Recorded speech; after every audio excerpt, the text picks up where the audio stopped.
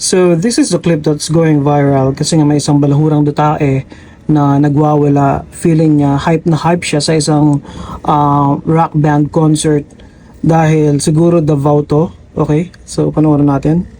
But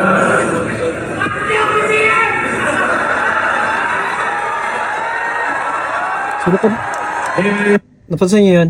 Okay, FUBBM. So alam niyo na kung anong klaseng tao yun, kung ano yung pinanampalatayahan niya, okay, yung kulto niya. So matik yun, DDS.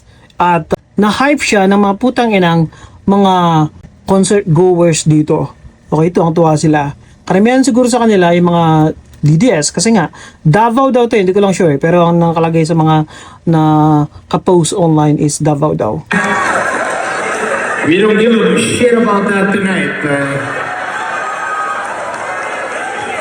We're just here to make you forget about all that shit tonight. So yan, sinabi na niya, we don't give a damn about politics, okay? Our goal is to make you forget about all this shit na partisanship, yung pagiging kulto nyo, pero I'll tell you this, everybody's lying to all of us, man. Everybody, you know. So fuck that. Tonight, we're gonna tell you the truth. so BBM resigns, sabi pa rin niya. Okay, patuloy pa rin.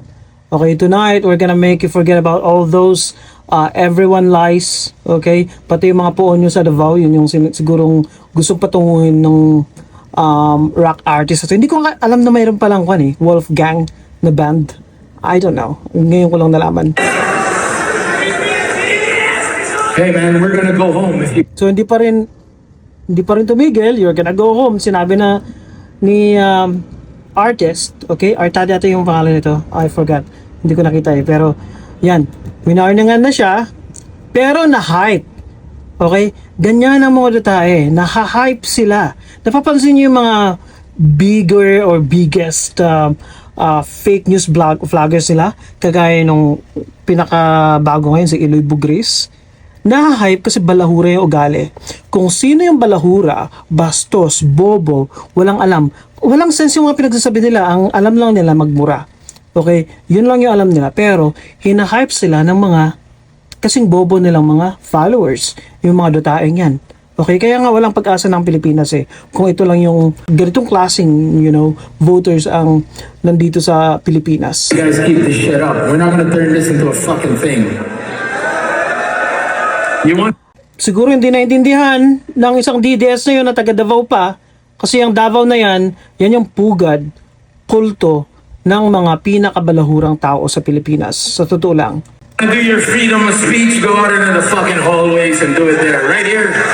This rock and roll country, man. Anyway, get that fucking guy out of here. Ayun, nainis na. Get that effing guy out of here. Get that guy out of here. Pahiya. Pahiya ang putang inang bobo. Akala kasi nila, lahat ng bagay pwede nilang gawin. Wala silang respeto. Kayo mga dutae okay, mga DDS kayo, okay? Mga salot kayo, mga bobo, mga mamamatay tao. Umalis ka na nga! Ayun, pahiya ang galunggong. Umalis ka na nga! Saan ka? Magpakita ka na ngayon! Balahura kasi Davao kasi yan baka balahura yung mga tao dyan Akalain nyo yung lumabas yung issue tungkol kay Pulong Duterte, yung pagiging manyakol niya, yung footage na kung saan, di ba, may minamanyak siya, may binugbog siya. Mas tumaas yung rating, yung survey, yung Pulong na yan, yung manyakol na yan, ganyan kawalang kwenta yung Davao na yan. Pinaka-worst sa Pilipinas. Nainis na no? Bullshit tonight. No one cares right now. Monegaspi. Isang kulto kasi yan isang sangkakultuhan yung putang inang Davao na yan. So hindi tumigil talaga, di ba? Pero eto, okay. Itong putang inang TikToker na to, binaliktad niya. Ginawa niyang BBM loyalist daw yung nasipa sa concert. Di ba? Ganyan ka. Ganyang katindi yung mga putang inang DDS na yan. Ito yung nag-post, oh. Yung liar president. Pero siya yung liar. Diba? Oh. Sabi niya, BBM loyalist na yung nasipa. Kung di ka ba naman bobo at tanga, at tingnan yung mga viewers, oh, yung engagement niya. Napakaraming mga bobong dutae. So, ayan siya. Okay, hindi ko alam kung ginagamit niya yung totoong mukha niya. Pero yeah, this is it. Itong bobong to. Yung may-ari na account. Yan si Raulo. Yan. Typical na pulubi. Hampas lupang dutae, no?